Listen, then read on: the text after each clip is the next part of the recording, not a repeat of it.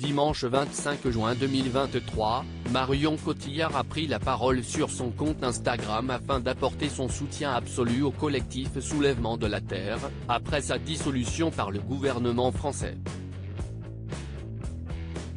Une prise de position dans la continuité de ses engagements écologiques.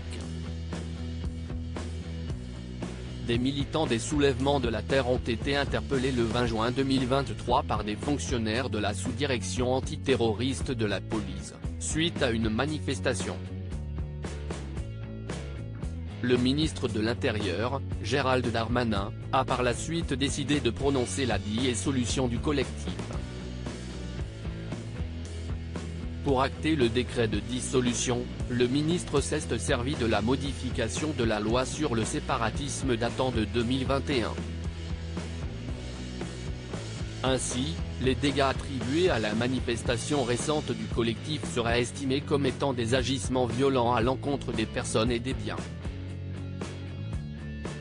Dimanche 25 juin 2023, Marion Cotillard a choisi d'apporter son soutien au collectif, par le biais d'un post publié sur son compte Instagram. Ce qui se passe dans notre pays est extrêmement grave et je pense que l'on doit se poser les questions suivantes: où se situe la véritable violence?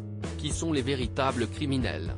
Des arrestations d'une brutalité sans nom au gazage lors de manifestations pacifistes blessant parfois grièvement de nombreuses personnes, en passant par des assignations à résidence de celles et ceux qui se battent pour l'intérêt commun.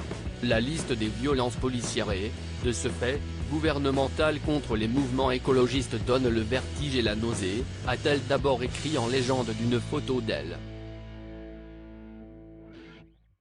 La liberté est en danger, puis, elle a continué, celles et ceux qui alertent sur la dérive éminemment dangereuse de notre monde et de notre humanité, les activistes qui demandent une action du gouvernement à la hauteur de l'urgence, sont aujourd'hui qualifiés de criminels ou d'éco-terroristes. La dérive sécuritaire de ce gouvernement, couplée à son incapacité à nous protéger des conséquences du changement climatique, est effrayante. Mais ces intimidations n'arriveront pas à nous faire taire.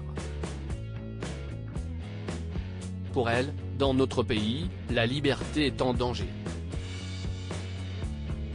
Cela provoque naturellement l'indignation. Elle a conclu en assurant son soutien absolu au collectif.